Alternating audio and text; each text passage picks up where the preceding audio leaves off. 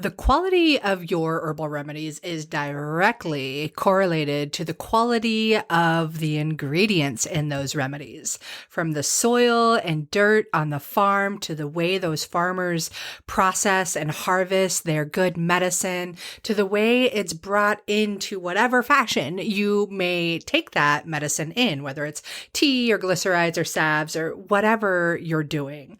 And sometimes it can get really, really tricky and overwhelming figuring out what's actually good enough and what's really going to work. And so I went ahead and put together something for you. It's a mom's ultimate guide to stocking your natural medicine cabinet.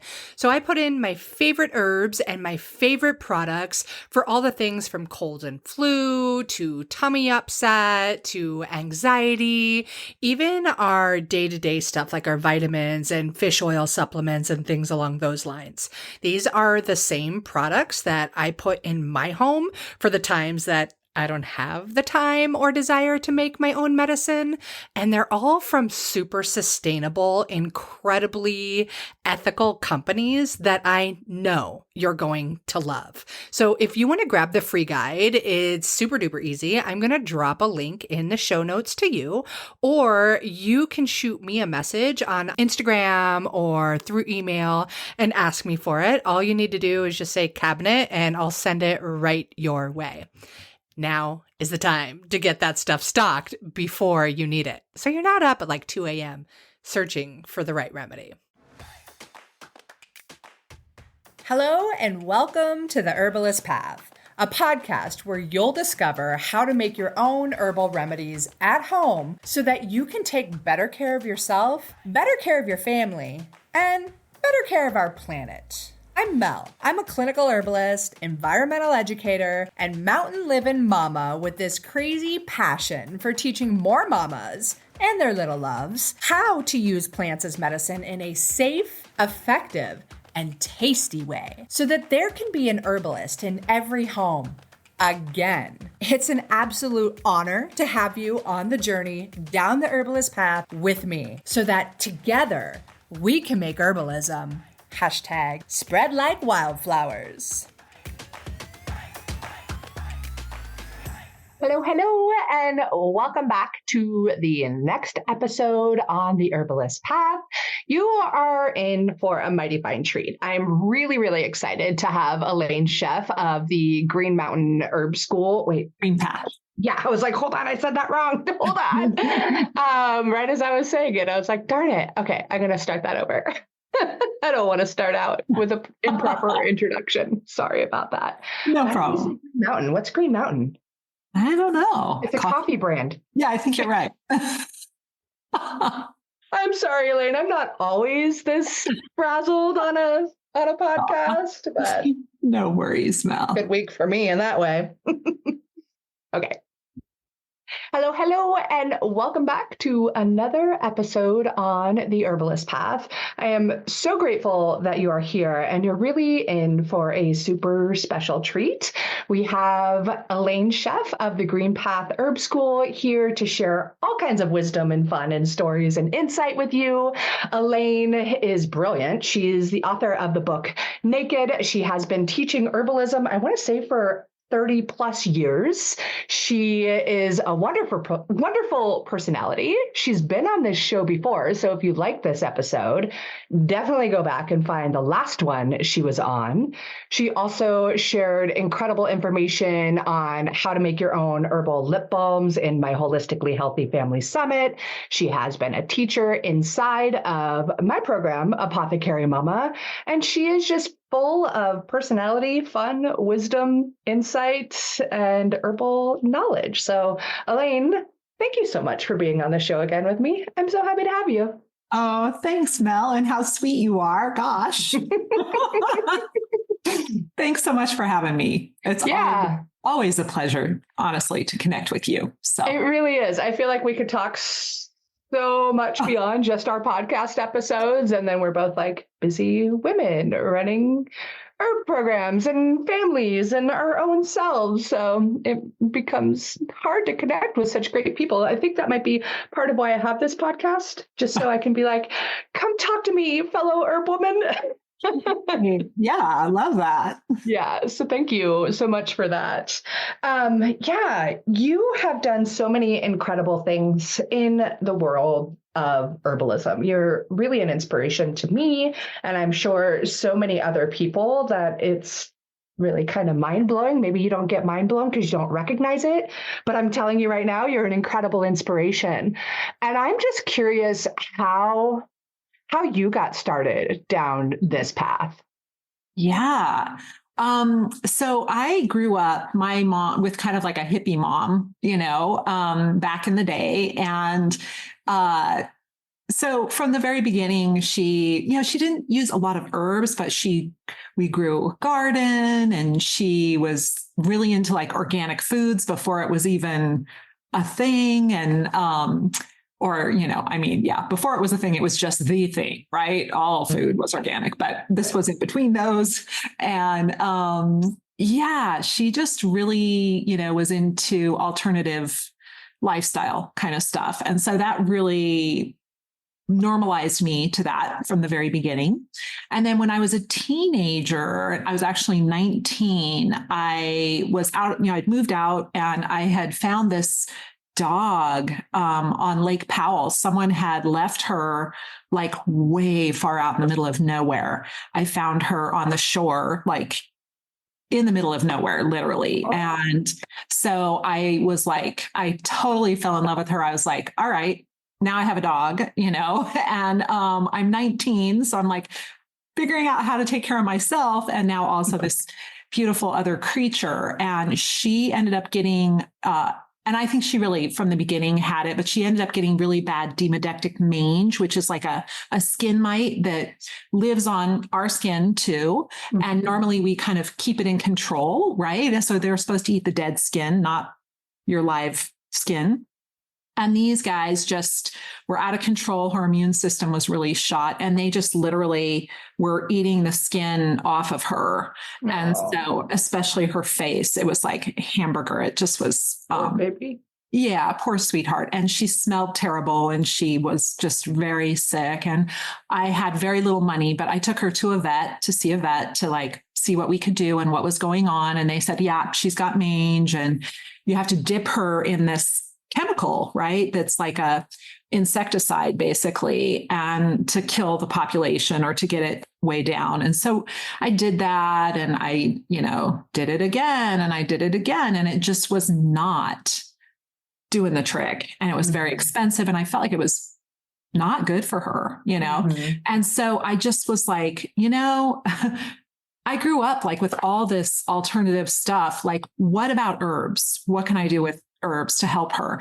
And so I started just doing all this trial and error with herbs, like powdering things and putting them in her food, and making salves and using them topically and all of these things. And she got better.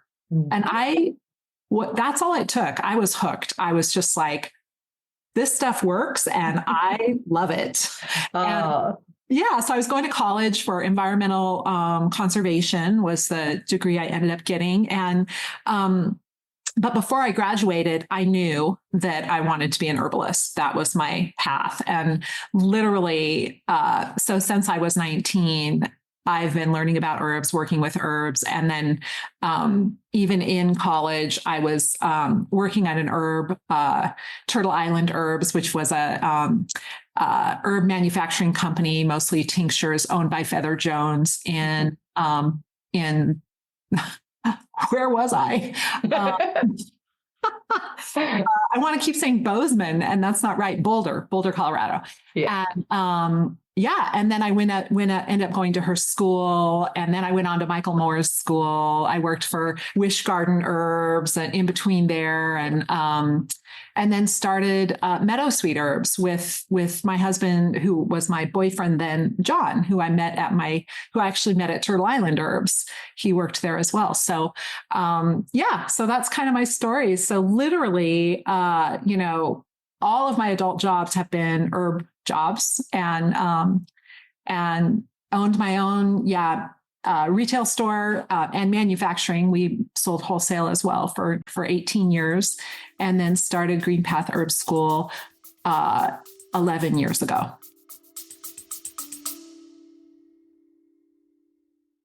Can I get your attention, please? No, seriously. Can I get your attention? Or are you just going to be scattered all over the place like so many other people are? No, I'm asking because Wish Garden Herbs has this amazing product called Attention Ally, and it's a focus friend for kids. And as we head back to school and everybody's ready to get their study game on, or if you're a homeschooling mom, gosh, oh golly, you've got so much you've got to focus on too. And this Attention Ally from Wish Garden Herbs is going to help you and your kiddos stay nice and focused. So they use milky oat tops and passion flower and skullcap in there, which are all going to help kind of support and calm the nerves and the mind.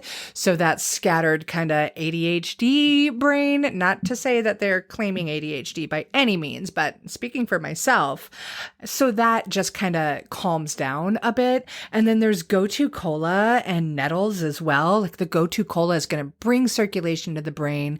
It's going to stimulate the memory and help a person be able to stay focused and stay attentive to the things that need to get done. Plus, it's got some cinnamon in there, which gives it a really, really nice flavor. They put it all together with organic alcohol, Rocky Mountain spring water, and some glycerin too. So it's nice and tasty. Your kids aren't going to refuse it.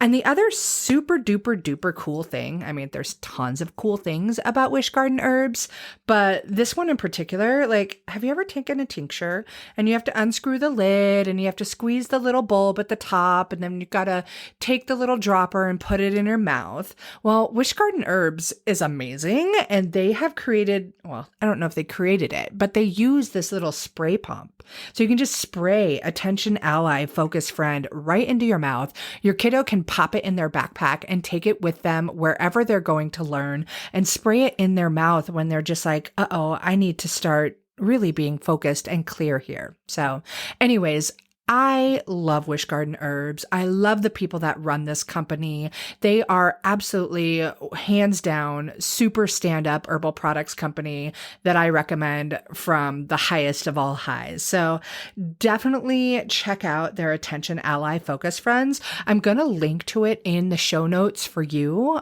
Click the link and get your focus on. Awesome. I love your story. We have a lot of similarities in our story. Even like with college majors, I went to school for environmental and experiential education just to teach more people. But I think at 19, I was more like outdoor leadership and just really wanting to connect people to nature. And that's kind of how I fell into herbalism. So it's such a fun story. And I love that you worked with Feather and that you worked with Catherine from Wish Garden, all brilliant people, and Michael Moore, of course. I'm excited to see what's coming out on the new website that Greta and Nicole and all the other people are doing to put together. It's going to be a mighty special resource for the world out there. So amazing. Yeah. And the dog piece, like, what a beautiful story. I'm a dog mom also. And actually next week I'm teaching a class inside of Apothecary Mama all about herbs for pet care. And I am down to my last dog of 3. So I've been a dog mom for the past 19 years now. And had 3 for a bulk of that time, but they all lived past 15.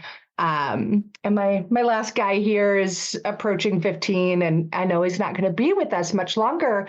But what we do find is the incredible impact that what his diet is, or any of their diets, and the herbs that I give them. If we miss out on having those herbs, like say we run out or something like that for a couple of days, it's a dramatic impact in how they are able to move and behaving. And then we get those herbs back in, and like this 15-and-a-half-year-old puppy is like a puppy instead of an old dog. And it's really just beautiful. I love that.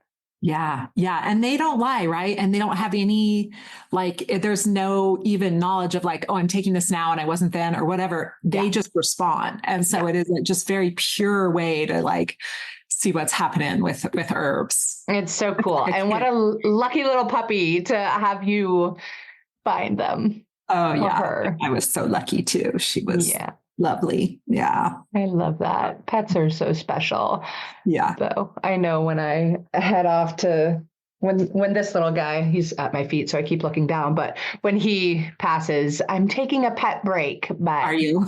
yeah, I want to travel and Yeah. take a break. So Yeah. I'm sure we'll see how long it lasts with that pet love and a child and all of that kind of stuff. So, wow, that's amazing. It's a really great story to hear from you, and that you owned your own apothecary, another step that I've done, and ran an herbal product line, another step that I've done. It is a lot of experiential knowledge that goes into that. Like so many of those things that you dive into, you can't just know how to do, right? Yeah. I would imagine that you're a lot like me and we're just like, I want to do this.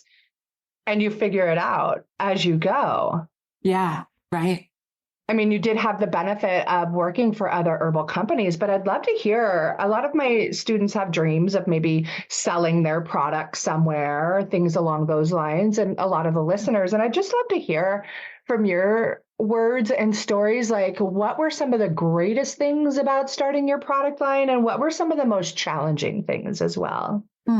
That's such a good question. And I will say, to step back for a second, I want to say something that Michael Moore told us in herb school that really, I think we always tell our students this because I just feel like it was such good advice. And he said, basically that herbalists need to be generalists and do lots of different things, right? To make a living and to be successful, And so even now I teach lots of different classes, lots of different programs, right? I have written books. I teach for other, I teach at events and for other schools and things like that. I see clients individually, right? So I still have lots of different hats that I wear. And I think that, is a way to be a successful herbalist, to be able to make a living as an herbalist. Mm-hmm.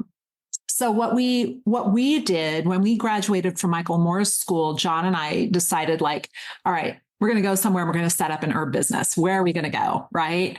And picking the place, I think for us was like the first step of being successful. Right. Mm-hmm. So you want to make sure you're in a place where, and this was before, so it's different now, but this was before there was there was internet, but it was just beginning. When we first started, Meadow Sweet Herbs was the store that we created. And so we had to be really thoughtful about where we were locating ourselves, right? And we wanted a college town. We wanted to live in the mountains. We wanted really good access to outdoor recreation and things like that. And so those were some of our goals. And we didn't want to live in a big city was another thing. But that limited us a little bit back then, right? Because we were in, Montana, which is rural for the most part anyway, and also somewhat redneck, right? Mm-hmm. And then we were also in a town that was pretty small, so north and kind of small. But we were in a university community, and for Montana, a very liberal community, right? The most liberal in Montana. So it fit us well. And I love my home. I love, where we live. But that's been a bit of a challenge, and especially before Zoom, before COVID, because we would have our school and people would travel and move here to come to our school, which was lovely. But also a lot of people had to move here, and that's a big commitment. So, but anyway, so before that, when we had our store, some of the things, and we created, and we both worked for, my husband, John, had worked for Rainbow Light and then had worked for Turtle Island Herbs. And I had worked for Turtle Island Herbs and Wish Garden Herbs. And so we had a lot of medicine making experience, a lot of experience making products. And so that was pretty much a no-brainer for us. We were very, and we'd been to two different schools that also, focused on medicine making as part of the curriculum. And so we both felt very, very comfortable with that, but we had no business skills. And so that was the really challenging part for both of us, I remember people coming in for advertising, and like trying to sell us advertising. And I spent hours and hours right at first just looking things over and going, which one, like, how do I decide? And this is a lot of money and I want to make sure I'm doing it right. And, all of these things. And so it was just a lot of that part was the hardest part, just no business skills. And I think one of the things that was very helpful to us is having knowledgeable, like hiring knowledgeable, like a bookkeeper was one of our best things we did was hire a bookkeeper who excelled at working with small businesses. Amazing. And then we have like a lawyer, that we hardly ever use, but it's nice to have a business lawyer. We have an accountant, right, who we work with. And when we need to, we look for other professionals that have those skills that we don't. And now at this point, we've been business owners and entrepreneurs for like 29 years. And so it feels a lot more comfortable now than it did before. But it's still, I still feel like I have areas where I'm not as skilled or I'm not as interested in, right? What I love is the herbs. What I love is the teaching is my favorite, like whether I'm one-on-one with a client or whether I have students, I love empowering people and passing on herbal information and connecting us back to the earth, which I know you're a huge fan of as well, right? So like getting people engaged back with like their ancestral connections and traditions and like, that we are part of nature and we are animals and that we can find that again, right? We've been so separated. So that's what I really love. And I love gardening and actually like hands-on working with the plants, right? And medicine making, I hugely enjoy. So I have all these things that I really, and I love to write too. And so I love, like, we have a really robust blog on our website, but I also love writing books. And I have, another book that is like knocking at my door, like, when are you going to write me? So there's so many exciting and fun things I think that we can do as herbalists, right? And where our strengths aren't, there are definitely someone who can come in and, either inspire, like, honestly, you inspire me, or have that other knowledge that I'm like, I don't want to learn about bookkeeping, but luckily I have this beautiful, wonderful bookkeeper who's like, and that's her jam. That's what she loves. And I love working with her. So, that kind of stuff. And when we were doing our store, so one of the things I loved is that I had done all this herbal schooling, right? And then we started our store, and you never knew what would come through the door. And I loved that.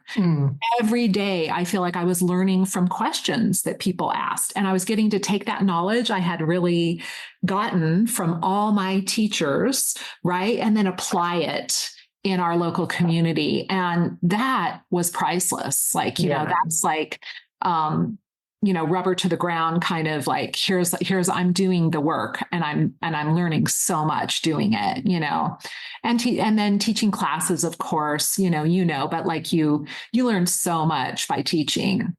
I think that's one of the best things about teaching is like you are always learning. And that's one of the greatest things about herbalism too. It's that forever challenge, forever learning.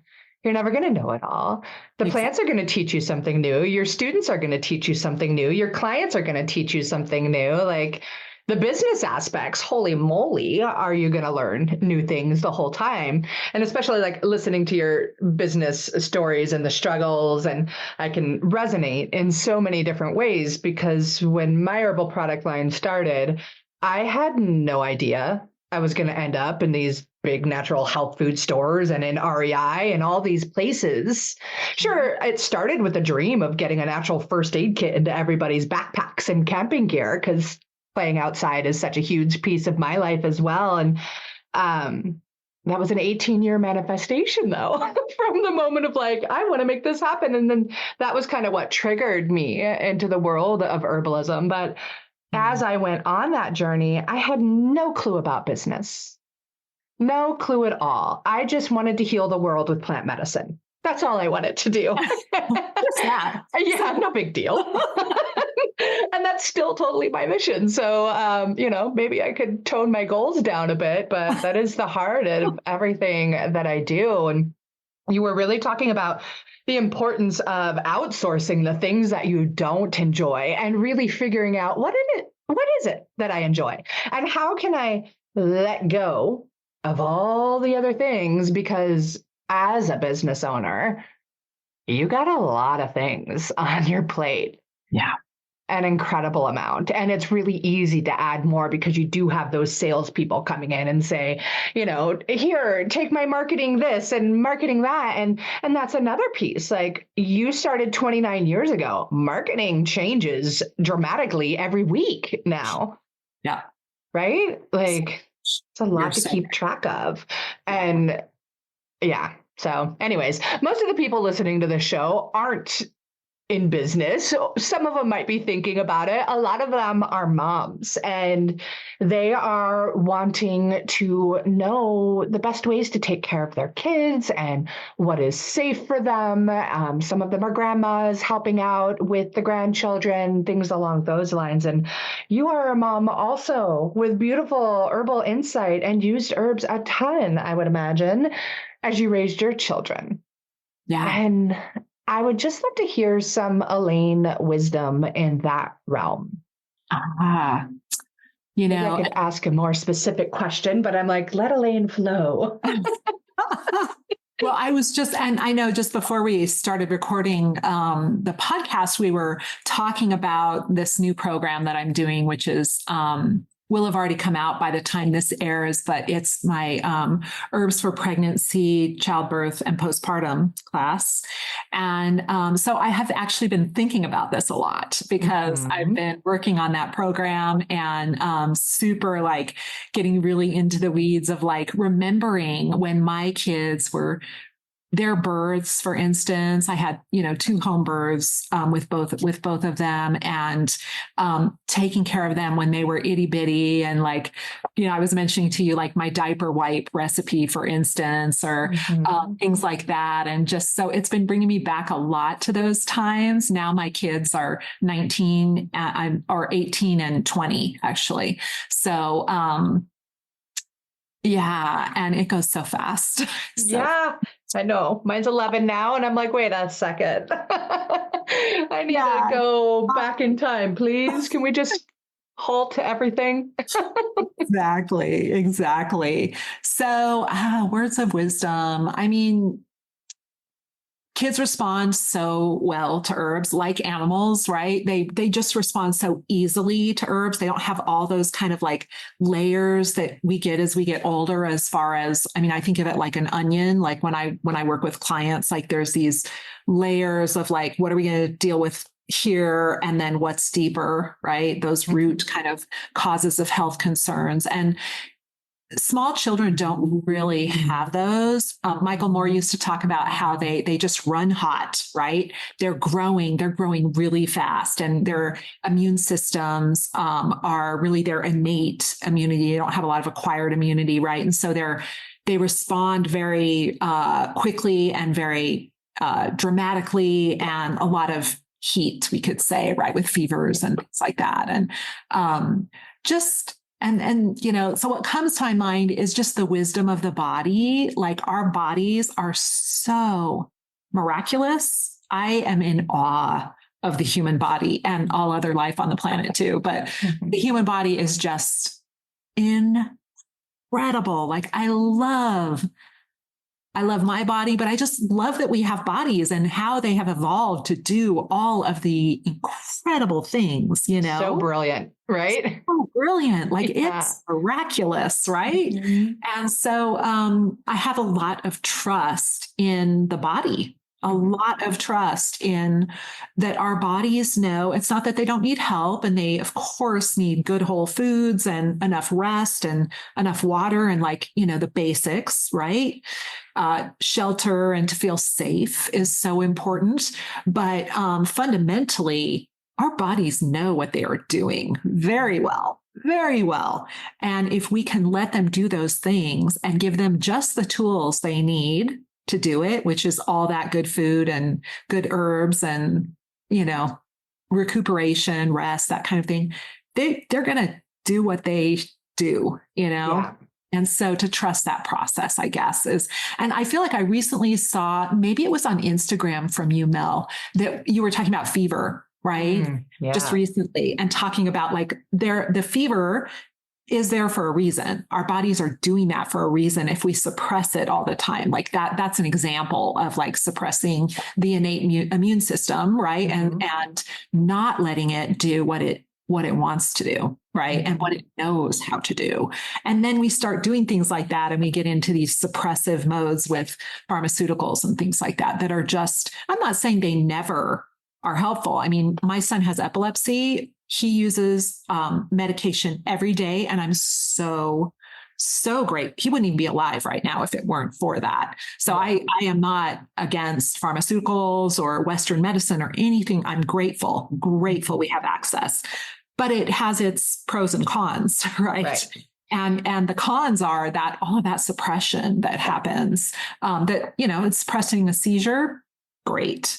But there's a lot of things we suppress that we need to like look at the root and be like, how do we resolve this, and not just like suppress the symptom. So, and I think that's exactly what you were talking about with the fever, Yeah, absolutely. And it's all about us learning to trust the body, like you were just saying. And I think one reason that so many people are so eager to suppress the fever, right? Moms in general freak out over a fever, and understanding that this is a brilliant part of your body's like way of functioning really takes you to that next level of empowerment.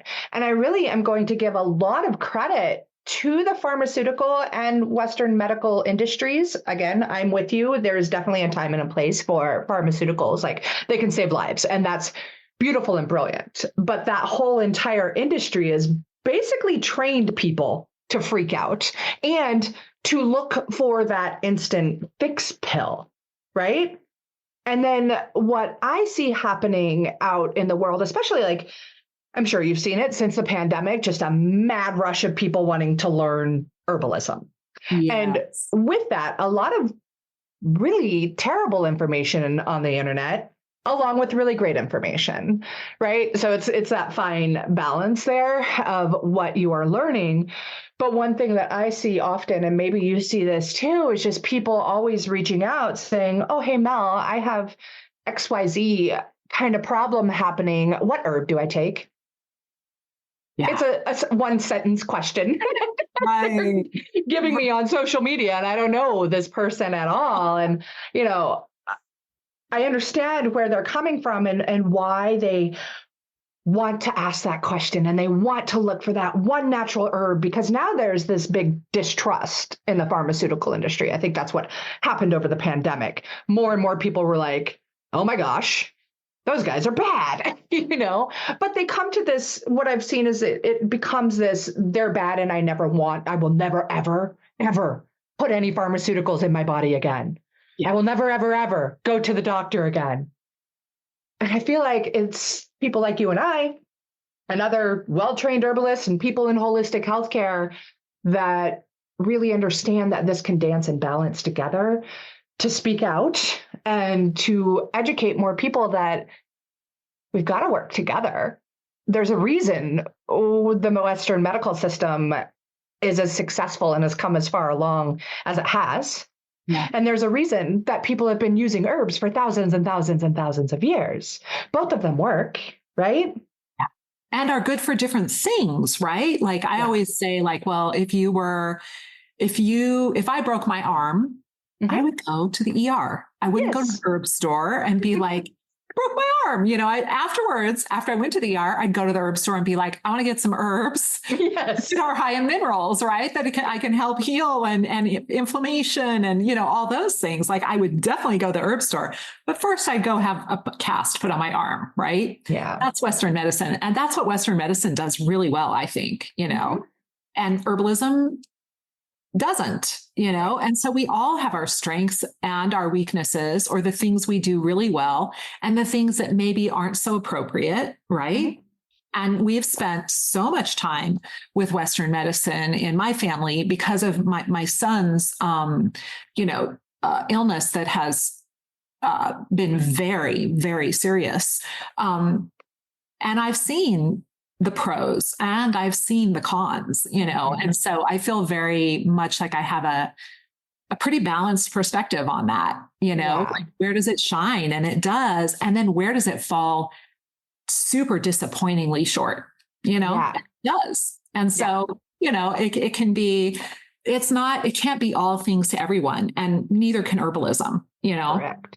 Right. Yeah. And at the same time, I feel like that kind of, if we can use herbs daily or in a way that is part of our regular lifestyle, right? And then when those things come up where it's like, herbs aren't going to touch this, or there's, I really need extra help. Hopefully those times are really limited and small, and we are just able to do that one thing and then move on, right? Mm-hmm. And that's kind of my goal. Like, I feel like, let's try the herbs first, because they rarely produce a side effect if you're using the right ones in the right dosages and things like that, right? And then if we have to, we go down that Western medical route. And I'm grateful it's there. And I hope to do it as little as possible too. Exactly. Like, I love that you're there and in my back pocket. But, I think two words I heard you mention that I'd love to touch on, but in this particular instance, the lifestyle piece, right? Herbs aren't that instant fix. It is a lifestyle. It is about bringing them into your body on a daily and regular basis, not just, while some herbs are fantastic in that acute symptom management and care, sometimes we need to think about what herbs we can bring in on a regular basis. Oh, there you are.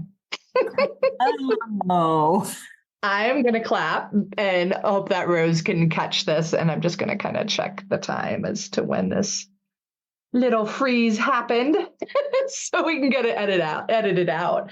But I was just saying, like, there were a couple of words that you mentioned as you were just speaking. And one big piece that I think people need to understand more that kind of brings this all together with herbs and how to use them best in your family and your life is lifestyle, right? Yeah. While there are those herbs that are great for acute symptom management and can really work wonders, it is about shifting the lifestyle. And that is so important. And it is a big shift away from what most people have been trained to do in our society. Yeah, I talk about herbs as being like the icing on the cake, right? But the cake is like sleep, exercise, whole foods, like diet and lifestyle, basically, like you're saying. And then the herbs are like, there's no magic herb that's gonna, if you're not sleeping enough, or if you're eating, really terrible foods regularly, or fractionated foods, we could say, there's no herb that's going to fix that, right? Mm-hmm. If you're not exercising at all or whatever, there's no herb that's going to fix that. Mm-hmm. So we have to do all those other things. There's no getting around those things, right? Yeah. And then the herbs are the icing on the top is how I think of it. Yeah, absolutely. They're fantastic. Take care of the core of the life. And then your herbs are like, here we go.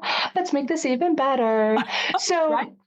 Let's back it up again a bit towards Elaine and your motherhood journey and herbs. So I think we've really touched a lot on how Western medicine and pharmaceuticals aren't necessarily the enemy. They're great to not need all of the time and awesome to have as that safety blanket. And that herbalism really is a lifestyle.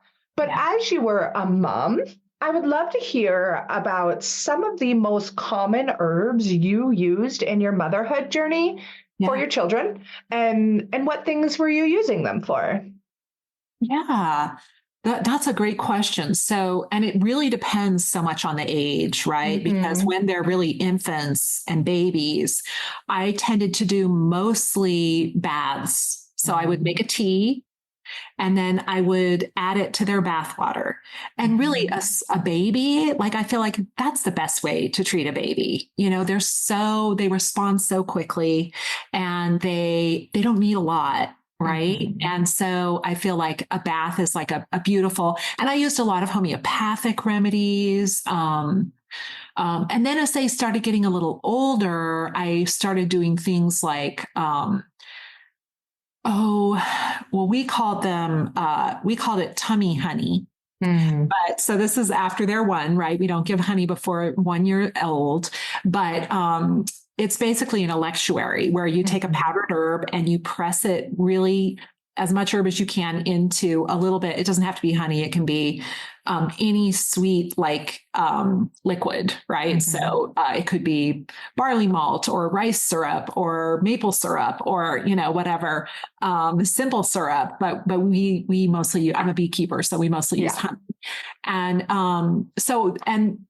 at first that was like marshmallow and probiotics in honey, and they would eat it with a spoon. And then that started being any kind of herb that we needed. And we just called it tummy honey because that's what the term they came up with. But whatever it was I needed to give them, I would mash it into honey, right, as a powder, and they would eat it. And I loved that because I personally feel as an herbalist that taste is very important. Like the taste of the herb tells the body the first thing about what we want to do with it, right? And how we're going to absorb it and those kinds of things. So I love it when we taste our herbs. And having said that, like if they won't take it that way, that's okay too, you know.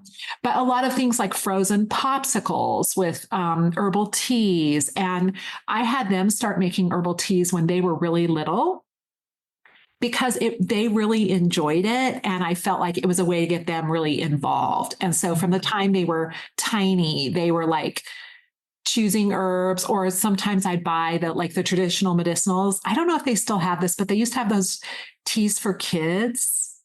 Do they? I haven't seen those. Okay, so they used to do like 3 different teas for littles. And so we had all of those, and they would get to choose, you know, what they wanted. And that was a big buy-in for them. And then they've always, since they were very little, taken tinctures as well. And I personally didn't mind at all giving them alcohol tinctures. Like the amount of alcohol for a dosage for a child is just, it's like a ripe banana, even for an adult. Like it's very little, you know. And so I would give them glycerites, but I would also give them alcohol tinctures when that's all I had, and usually in a little bit of water and with a water chaser or some tea or something like that. Some of my favorite herbs, calendula was like one that I was always, from the time they were born, like oil, like rubbing them down with calendula oil all the time. That was my favorite topical herb. I used to put it in their diaper salves and, you know, all just like body oil, like little massage, give it a little massage with calendula oil. So that was a big one. Lavender, chamomile. Any of the rose, like those flower herbs, you know, are generally so gentle and so tasty, and they smell good. And, you know, so a lot of flowers, mints. What else? I think that's a great list, especially for the littles, you know, keeping marshmallow root. I feel like it's a great one. Very soothing. Yeah. And then of course the fever herbs too, right? Like elderflower and peppermint.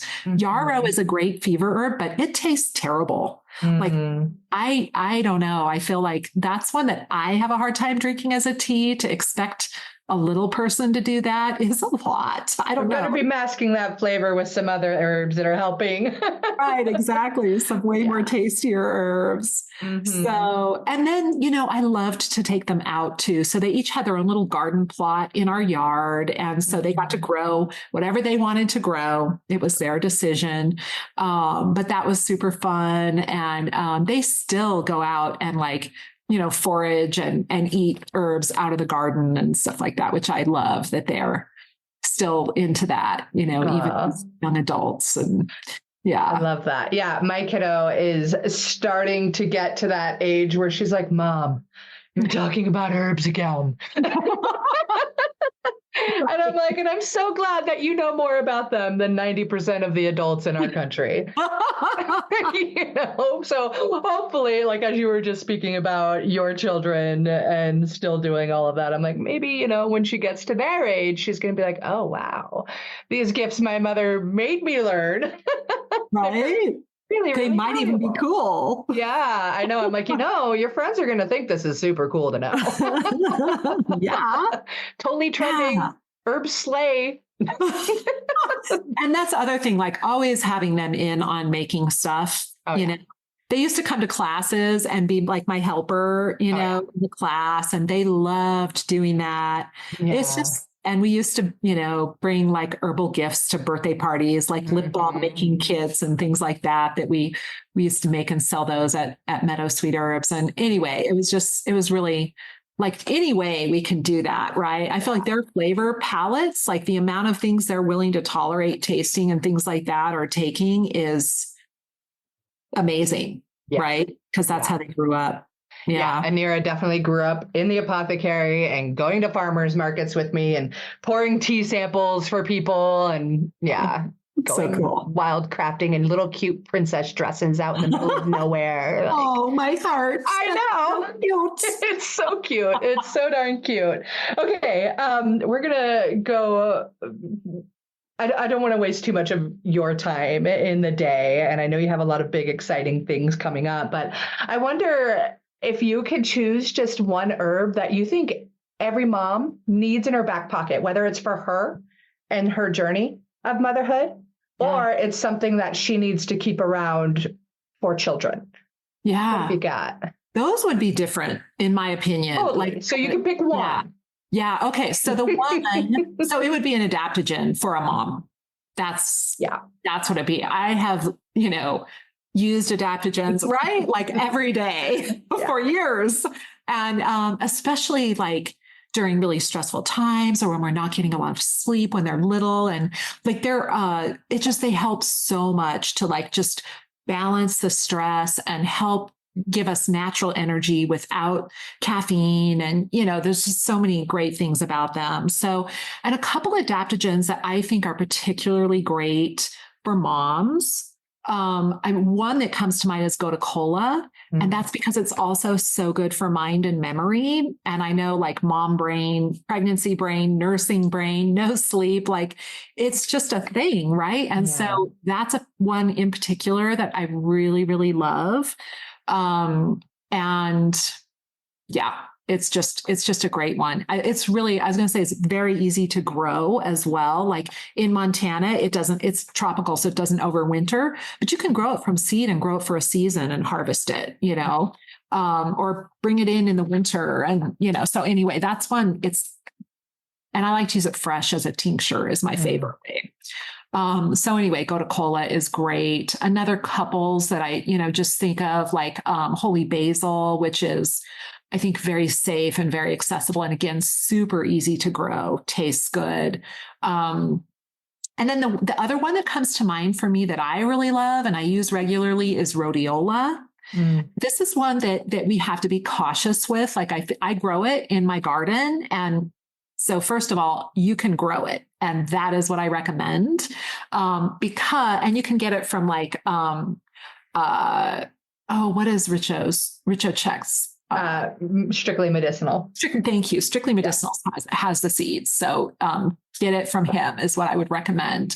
But and if you grow, like if you live further north, it's an easy one to grow, honestly, because it's often adulterated and it also grows like the areas that it grows native are fragile. And so I like to grow it, and it is totally doable to do that. So you use the root, and Rhodiola rosea is the botanical name. And that I love that. I use it a lot. And the things that I like about adaptogens, so we can pick and choose, and this is true with all herbs, right? They never just do one thing. They have all these medicinal characteristics because of their complex chemical constituents, right? And so we can have an adaptogen that's more for mind and memory, or an adaptogen that's more for the immune system, like for instance, the holy basil, right? Or we can have an adaptogen that has an affinity for the respiratory system, or whatever it is, right? So those ones that are good for the immune system, like holy basil and rhodiola, are both great for the immune system. And rhodiola is also really good for mind and memory, and really good for depression. And with my kind of journey with my son, it's been at times just so emotionally devastating. He's still here with us, but we've almost lost him 3 times, and it's just been really hard. So that is an herb that really helps to support emotions, as well as our limbic system in our brain, like that stress response, and also the immune system, which always gets depleted with stress. So, so those are a few adaptogens that I think could be really lovely for moms. Yeah, I think that is obviously really, really fantastic wisdom and advice to share with everybody. You have some really exciting things coming up at the time of us recording this. I know that right now your pregnancy, childbirth, and postpartum class is a live class. So unfortunately, it's already started by the time this episode goes out. Little secret to the world, I am trying to convince Elaine to let it be available to the masses forever, but that only happened before this show. So you can ignore that as well. We'll keep you posted if it happens. But you have so many other amazing ways to share your knowledge and information with people through your books, through your programs, and things like that. And I would just love for everybody to know more about what you offer and how they can connect with you and grow their herbal wisdom and knowledge even further. Thanks, Mel. Yeah. And we're also doing a green pharmacy class, but again, that one has probably already started and rolling as we're doing this.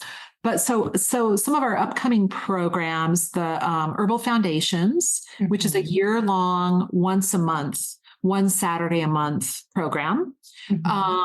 And that's 72 hours. It's great for like the home herbalist. We go over different body systems, herbs for different body systems. We go over a bunch of different medicine making. And then we also do a bunch of monographs, which are like, here's this one plant, and let's talk all about it, right? What parts do you use? Where does it grow? How does it work medicinally? Are there any contraindications? All of those. So it's like a deep dive into a single herb. How do you best want to make medicine out of it? Like, how is it soluble, right? Those types of things. So Herbal Foundations, and we've been teaching that program. That is our longest running program. So we've been teaching that program for about 20 years now, I think. And then we do have another one that I thought your folks might really be interested in, is my cycle tracking and natural birth control class, which talks about like the anatomy and physiology of the female and the male, but mostly the female reproductive system, those cycles and how they work. So we get into the physiology of the body and how it works, and then how you can apply rules based on that with to avoid or to achieve pregnancy. So it's the fertility awareness method, which is scientifically proven, and I love it. I started teaching that even before I started teaching herb classes. So and I've used that since I think I was 20 when I started using that method, and it's so amazing. I love it. And then herbs, like at the end of that program, that workshop program, is like, how can you use herbs for the cycle in there, which is really nice. So important. Yeah. And that's a webinar. So that's all like self-paced. But in all of our classes, we record. And so if people can't come or they miss a certain class, they can just watch the recording afterwards, and they get those for a lifetime, which is great. I love that. Thank you. And they can find that at greenpathherbschool.com. That's right. Yeah. And there's also greenpathherbschool.com, everybody. We also have a great, lots of free information. We have a YouTube channel and lots of free information on the website, a really robust blog that has tons of recipes and great herbal information. So there's lots of free stuff too that people can access. Our stuff. Yeah. Thank you so much, Elaine. It's always such a pleasure and a joy for me to get to chat with you. So I really believe that's going to be such a pleasure and joy for our listeners to tune into as well. And I definitely encourage you to check out Elaine's website and her school over at Green Path Herb School. If you couldn't tell, the lady is a wealth of herbal knowledge. So thank you so much. Thanks, Mel. And it is always such a pleasure and delight and inspiration to talk with you. So I really appreciate it. Thank you. Awesome. So that is the clap means that the interview is done. Thank you so much. I really appreciate you sharing everything, your wisdom, your time, all of it. Yeah, thanks so much for having me. I really appreciate that as well. Of course, of course. Yeah. I hope you have an amazing time with your sister. And then I will have Jennifer send you all the things when this episode does air, and you can do with it what you want. If you want to share it or embed the episode on your own blog or whatever you want to do, that can happen. Perfect. Thank you, sweetheart. Thank you. Have a fabulous day. You too. And yes, I look forward to connecting with you more. In November is when I set the schedule for the school. So awesome. I'll be in touch then and see if there's a time that works for you, probably later towards May or June. Awesome. For you to teach. And anyway, I'll be in touch. And that sounds great. Yeah, I'm really excited for that. Even though my communication is spotty, I'm really working on setting up the people in the back end to do the things that I don't want to do, so I can touch the plants and teach the people, like do the things I love. Yeah. Oh, and all the other pieces. That. So yeah. Thank you. Thanks, Mel. Have a great day. You too. Bye-bye. Bye.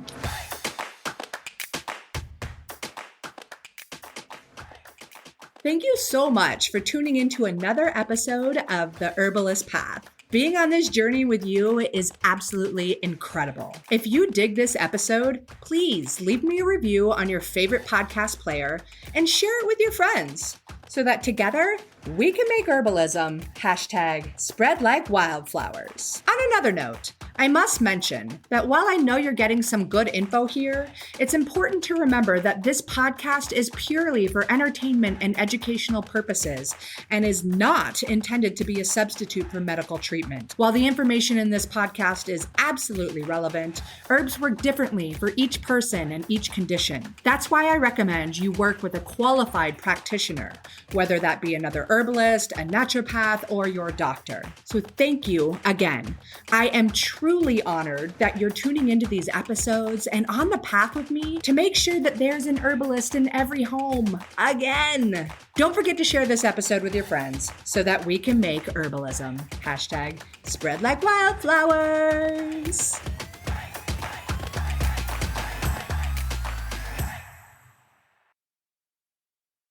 Have you ever wondered about the best ways to keep your kiddo's immune system ready to rock and roll when it comes to back to school season, or like when everybody's just heading indoors and everybody starts getting sick? Well, you don't have to wonder anymore. One of my absolute favorite companies on the planet is Oregon's Wild Harvest. And the cool thing is they make this kids version of echinacea. It's a glycerite with raspberry flavoring, and it is one of the things that my daughter has always loved. Like, she asks me for more echinacea when it comes from Oregon's Wild Harvest. So they are a fantastic biodynamic farm in Oregon, as you might have guessed. And I've met the whole family. They're absolutely beautiful. They put so much love and integrity in their products. And this kid's echinacea is going to keep your kiddo's immune system ready to fight off any of the viruses and bacteria and other nasty bugs that come along as we head into cold and flu season. And the people at Oregon's Wild Harvest are so amazing that they are going to give you a 15% off discount. I have dropped the code and the link to get your discount in the show notes of this episode. You should definitely check them out because they are cream of the crop. If you know anything about me and what it takes for me to recommend an herbal products company, then you know that Oregon's Wild Harvest has got it all going on. Okay, go ahead and grab that link and make sure your kiddos are ready to fight this cold and flu season.